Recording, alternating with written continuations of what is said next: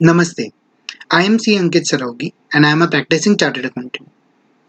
जैसा कि आप सब जानते हैं, ये वीडियो होस्ट करने का मेरा ये ऑब्जेक्टिव है कि जो प्रोफेशनल्स एक कन्वेंशनल ऑफिस एनवायरनमेंट में काम कर रहे हैं, वो कैसे work from home policy adopt करके अपनी टीम के साथ कोलैबोरेटिव वर्किंग कर सकेंगे।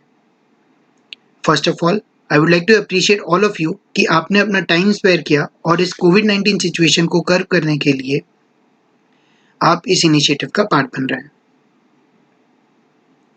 एक कन्वेंशनल ऑफिस से मेरा ये मतलब है वो ऑफिसेस जिसमें मल्टीपल पीसीज हैं और सब इंटरनली लैन से कनेक्टेड हैं और हम नॉर्मली कोई भी फाइल फोल्डर या सॉफ्टवेयर को एक्सेस करने के लिए जो एक सेंट्रलाइज सर्वर है उसको इंटरनली विया लैन हम एक्सेस करते हैं और यूज़ करते हैं।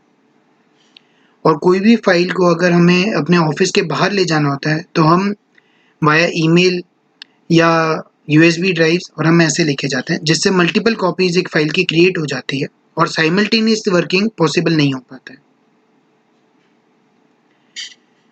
हम चाहें तो कंप्लीट लोकेशन इंडिपेंडेंट भी हो सकते हैं। हमने जब अपनी ऑफिस में work from home policy adopt किया था तो हमें बिल्कुल भी प्रॉब्लम नहीं आया था और विद इन 5 मिनट्स हम लोग ने डिसाइड करके अपने ऑफिस में छुट्टी दे दी थी। इस वीडियो को मैं 2 हिस्से में बांटना चाहूँगा। एक कि कैसे हम अपने फाइल्स फोल्डर्स को एक्सेस कर सकते हैं रिमोटली। सेकेंड, जो थर्ड पार्टी एप्लीकेशंस हम यूज़ करते हैं फॉर वेरियस पर्पसेस, हम कैसे उनको रिमोटली एक्सेस कर सकते हैं बिना अपने ऑफिस प्रीमाइस में हुए। सबसे पहले मैं आपको इंट्रोड्यूस करना चाहूँगा जो क्लाउड स्टोरेज सर्विस प्रोवाइडर्स हैं, जैसे कि ड्रॉपबॉक्स हो गया, गूगल ड्राइव हो गया, जो हम काफ़ी लोग हम में से यूज़ ऑलरेडी कर रहे हैं। काफ़ी लोग पर्सनल बैकअप के लिए यूज़ कर रहे हैं, काफ़ी लोग उसको इवन ऑफिस के बैकअप के लिए यूज़ कर रहे हैं, बट बहुत कम लोग उसको कोलैबोरेटिव वर्किंग या साइमल्टेनियस वर्किंग के लिए यूज़ कर रहे हैं। इसके लिए आपको ड्रॉपबॉक्स में रजिस्टर करना रहेगा। रजिस्ट्रेशन का लिंक मैंने डिस्क्रिप्शन सेक्शन में ऑलरेडी दे दिया है। एक बार आप रजिस्टर कर लें, उसके बाद आपको ड्रॉपबॉक्स का विंडोज़ एप्लीकेशन डाउनलोड करना पड़ेगा।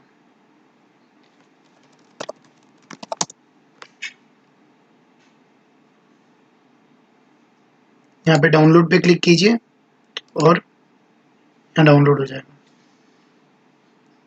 डाउनलोड होने के बाद आपको इसको इंस्टॉल करना है।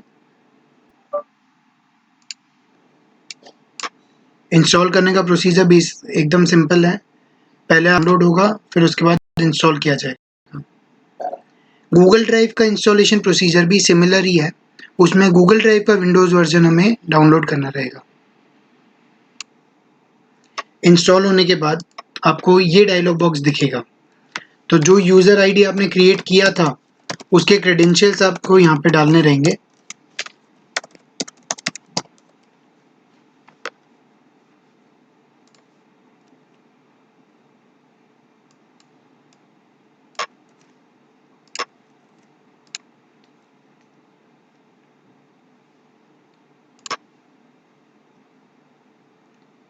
उसके बाद एडवांस सेटिंग्स, ये पाथ में जो फ़ोल्डर स्पेसिफ़ाई किया गया है, ये आपके क्लाउड का फ़ोल्डर रहेगा जिसमें जो भी फाइल्स डालेंगे वो आपकी टीम के साथ सिंक होगा।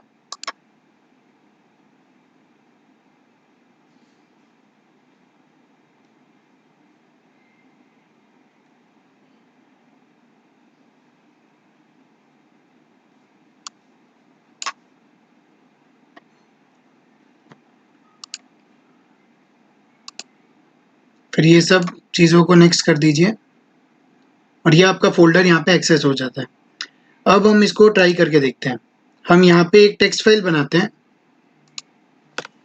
इसको लिखते हैं फर्स्ट ड्रॉपबॉक्स फाइल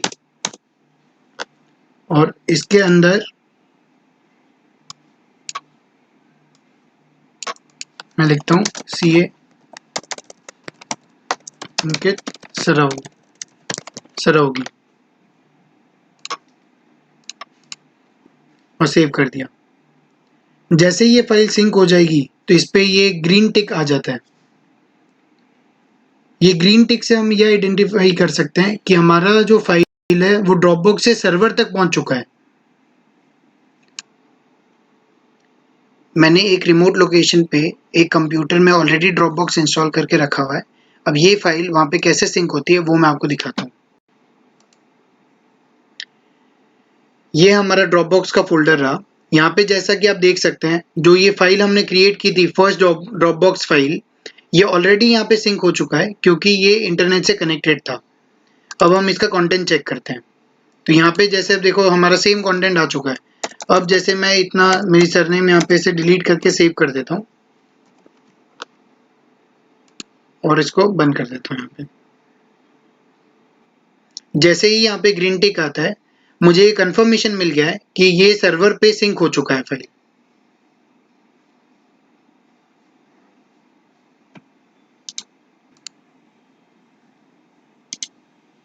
अब यहाँ पे चेक कर लेते हैं।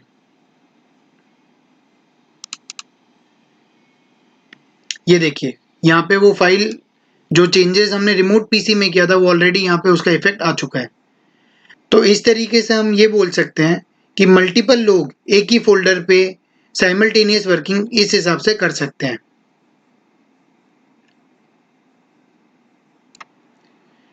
अब हम वीडियो के दूसरे हिस्से पे आते हैं, जहाँ पे हम अपने ऑफिस के थर्ड पार्टी एप्लीकेशंस किस हिसाब से टीम के साथ शेयर कर सकते हैं साइमल्टेनियस बेसिस पे। अपने ऑफिस में दो सिचुएशन हो सकते हैं। एक जो कि हमारा सर्वर है वो एक रेगुलर विंडोज ऑपरेटिंग सिस्टम वाला है, सच एज विंडोज 7 या विंडोज 10। दूसरा ऑप्शन कि हमारा जो विंडोज सर्वर है वो एक सर्वर एडिशन ऑपरेटिंग सिस्टम है। मोस्टली सबके पास एक विंडोज 7 या विंडोज 10 पीसी ही होता है जिसको हम अपने ऑफिस में सर्वर बना के रखते हैं। उस सिचुएशन में अपने ऑप्शंस काफ़ी लिमिटेड हो जाते हैं। उस सिचुएशन में हम जो सबसे इजी तरीका है वो एक रिमोट डेस्कटॉप एप्लीकेशन को यूज़ कर सकते हैं, सच एज एनीडेस्क। एक और ऑल्टरनेटिव है जो कि टीम व्यूअर है। इसके अलावा मार्केट में और भी ऑल्टरनेटिव्स अवेलेबल हैं। हम में से काफ़ी लोग ऑलरेडी एनीडेस्क यूज़ कर रहे हैं, बट एक बात जो बहुत सारे लोग नहीं जानते हैं वो ये है कि एनीडेस्क के केस में हम अनअटेंडेड एक्सेस भी उसमें सेट कर सकते हैं, जिसके थ्रू अगर मेरा सर्वर ऑन है तो मैं कभी भी कैसे भी उसको एक्सेस कर सकता हूँ, इररिस्पेक्टिव ऑफ मैं कहाँ बैठा हूँ या फिर वहाँ पे कोई पर्सन है कि नहीं जो उस एक्सेस को एक्सेप्ट करे। तो अब मैं आपको उसका तरीका बताता हूँ।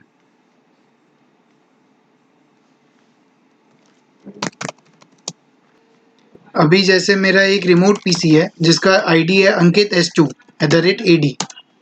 तो इसे मैं लॉगिन कर रहा हूँ और यहाँ पे उसने मुझे पासवर्ड के लिए पूछा। तो अब सामने कोई पर्सन हो या नहीं हो एक्सेप्ट करने के लिए मैं ऐसे इसको एक्सेस कर सकता हूँ। अब मैं आपको इसकी सेटिंग कैसे करनी है वो बताता हूँ। जैसे अब ये एक एनीडेस्क का डिफ़ॉल्ट स्क्रीन अपने पास आ जाता है। यहाँ पे हम यहाँ पे राइट क्लिक करेंगे और जैसे मेरे केस में यहाँ पे शो आईडी आ रहा है, आपके केस में चूज एलियस का ऑप्शन आ रहा होगा। तो यहाँ पे आप अपना यूज़र आईडी कॉन्फ़िगर कर सकते हैं जिसके थ्रू आप एक्सेस कर सकते हैं, सो दैट आपको वो नंबर याद नहीं रखना पड़े जो यूनिक आईडी एनीडेस्क आपको असाइन करता है। इसके अलावा पासवर्ड के लिए set password for unattended access, यहाँ पे आप जब क्लिक करेंगे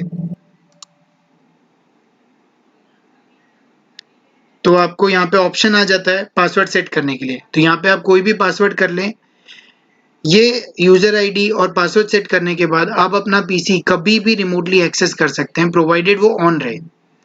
तो वर्क फ्रॉम होम के टाइम हम अपने ऑफिसेज में जितने भी पीसीज हैं, जो रिक्वायर्ड पीसीज हैं, उनको ऑन छोड़ सकते हैं। मैं ये ज़रूर एडवाइस करूँगा कि वो पीसीज में यूपीएस आप ज़रूर इंस्टॉल करें। तो हम कर सकते हैं और ऐसे रिमोटली जब चाहें एक्सेस हमारे जितने भी थर्ड पार्टी इंपॉर्टेंट एप्लीकेशंस हैं जो हम लैन पे ही एक्सेस कर सकते थे, वो अब हम रिमोटली भी एक्सेस कर सकेंगे।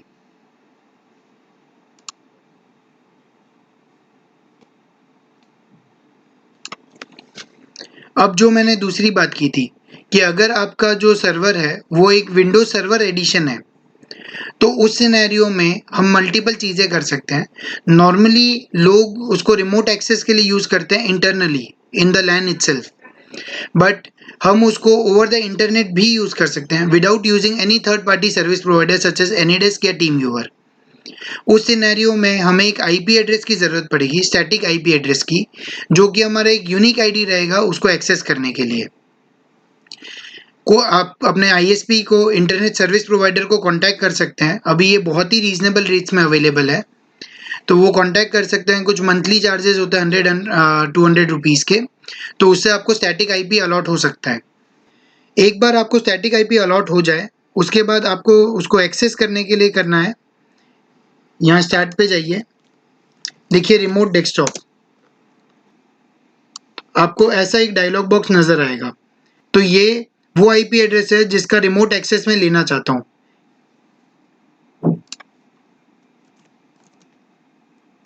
तो मैं यहाँ कनेक्ट करता हूँ, कनेक्ट करके यहाँ पे मेरा यूज़र आईडी एंड पासवर्ड डालता हूँ। तो यहाँ मुझे मेरे सर्वर का रिमोट एक्सेस यहाँ से अवेलेबल हो जाता है। तो आप जैसे देख सकते हैं, मैं यहाँ पे अपने सर्वर को एक्सेस कर सकता हूँ रिमोटली। मुझे कोई भी थर्ड पार्टी एप्लीकेशन की इसमें ज़रूरत पड़ी नहीं थी। अब इस सिनेरियो में आपके एक सर्वर पे मल्टीपल लोग भी काम कर सकते हैं। जो non server edition operating system होता है उसमें एक पीसी पे एक आदमी काम कर सकता है, बट जो सर्वर एडिशन होता है उसमें एक सर्वर पे मल्टीपल लोग भी काम कर सकते हैं। उसमें आपको यूजर्स क्रिएट करने रहेंगे। फॉर एग्जांपल जैसे यहाँ पे आइए, कंट्रोल पैनल में जाना है हमें, कंट्रोल पैनल में जाके यूजर अकाउंट्स,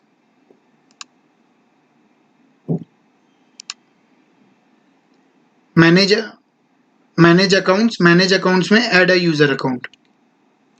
यहाँ पे जैसे मैं रिमोट लॉगिन 2 करके एक यूजर बना देता हूँ।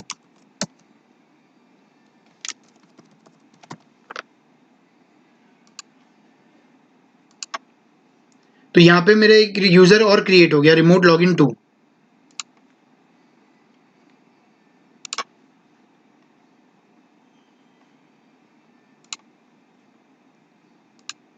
अब इस यूजर को मुझे रिमोट एक्सेस के लिए परमिशन देनी पड़ेगी। उसके लिए मुझे क्या करना है, वापस कंट्रोल पैनल में आना है, सिस्टम एंड सिक्योरिटी, सिस्टम पे क्लिक करना है, रिमोट सेटिंग्स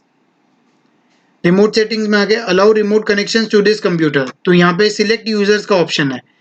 आपके सर्वर पे हो सकता है ये अलाउड नहीं हो, आपको इसको अलाउ करना पड़ेगा एंड फिर यूजर सिलेक्ट करना है। यूजर में मैं रिमोट लॉगिन 2 डाल देता हूँ, remote login 2, okay okay and apply.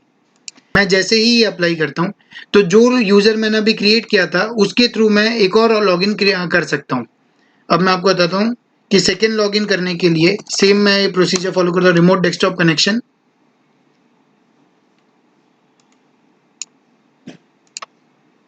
ये सेम सर्वर एक्सेस कर रहा हूँ।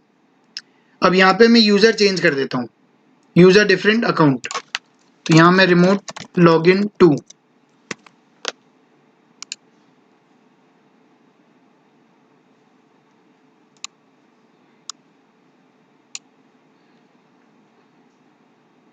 और ये देखिए सेम पीसी को एक्सेस करने मैं दो तरीके से सेम पीसी एक्सेस कर पा रहा हूँ। ये आप एड्रेस चेक कीजिए, ये एड्रेस और ये एड्रेस सेम है।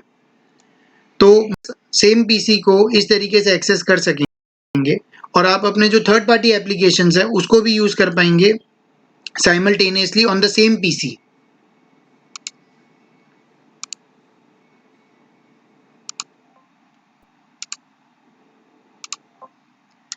अब इसके अलावा मैं आपको एक और सर्विस के बारे में बताना चाहूँगा जिसमें आप विंडोज सर्वर को रेंट पे ले सकते हैं थ्रू मल्टीपल। बहुत सारे सर्विस प्रोवाइडर्स ऐसे हैं जो विंडोज सर्वर आपको रेंट पे देते हैं।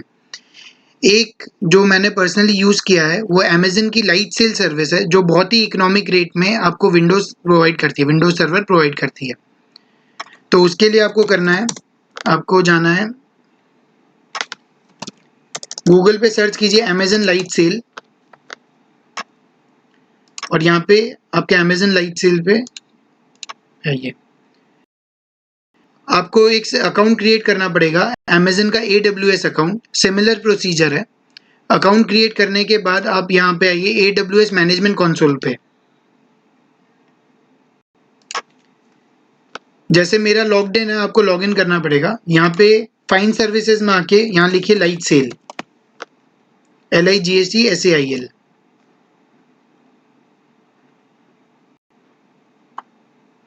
यहाँ जैसे आप देख सकते हैं एक विंडो सर्वर ऑलरेडी यहाँ पे क्रिएटेड है। ये वही विंडो सर्वर है जिसका अभी हमने एक्सेस देखा था।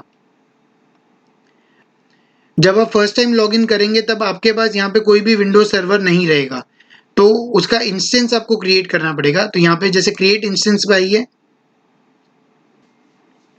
यहाँ पे आपको वो पहला ऑप्शन पूछता है इंस्टेंस का लोकेशन। यहाँ आप अपना सर्वर कहीं का भी सिलेक्ट कर सकते हैं, बट मैं आपको एडवाइस दूंगा कि आप अपने लोकेशन के जो क्लोजेस्ट सर्वर है उसको सिलेक्ट कीजिए। For instance Mumbai.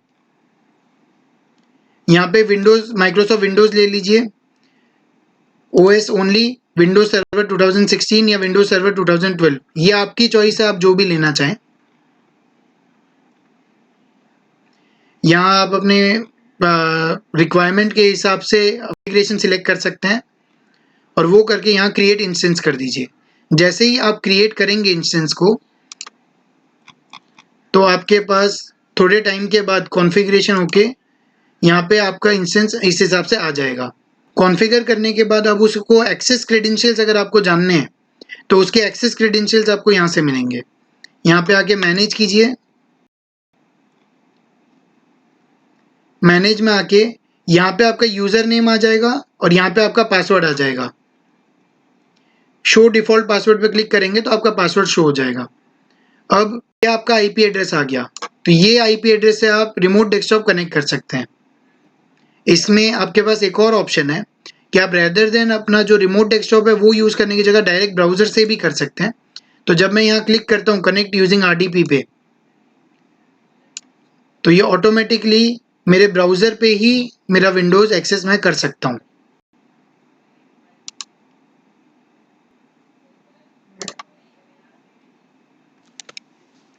जो लोग विंडोज सर्वर यूज करना चाहते हैं, तो विंडोज सर्वर के केस में बहुत सारे टेक्निकल कॉन्फ़िगरेशंस आपको करने पड़ सकते हैं। मैंने इस वीडियो में बहुत बेसिक चीज़ें कवर की है। अगर किसी को कोई भी क्वेरी हो रिगार्डिंग द एंटायर वीडियो कहीं पे भी, तो वो मुझे पर्सनली कांटेक्ट कर सकता है, मुझे ईमेल कर सकता है, मुझे फ़ोन कर सकता है, मुझे व्हाट्सएप कर सकता है। एंड इस टाइम पे हम लोग साथ मिलके वर्क फ्रॉम होम अप्लाई करें और वर्क फ्रॉम होम के बेसिस पे हमारे ऑपरेशंस को हम कंटिन्यू रखें। तो कोई भी इश्यू आता है, विंडोज सर्वर जो लोग यूज़ कर रहे हैं, मैं एडवाइस करूंगा कि आपका जो भी IT सर्विस प्रोवाइडर है आप उसको कांटेक्ट कीजिए, वो आपको सारा कॉन्फ़िगरेशन करके दे देगा इजीली। स्टैटिक IP को कॉन्फ़िगर करना, आपको इवन पोर्ट फॉरवर्ड करना पड़ सकता है अपने राउटर पे। तो ये सारी चीज़ें आपका जो IT सर्विस प्रोवाइडर है वो आपको बहुत अच्छे से गाइड करेगा। इसके अलावा आपको कोई और एडवांस कॉन्फ़िगरेशंस भी जानने हैं तो आप मुझसे वो भी डिस्कस कर सकते हैं। Thank you so much.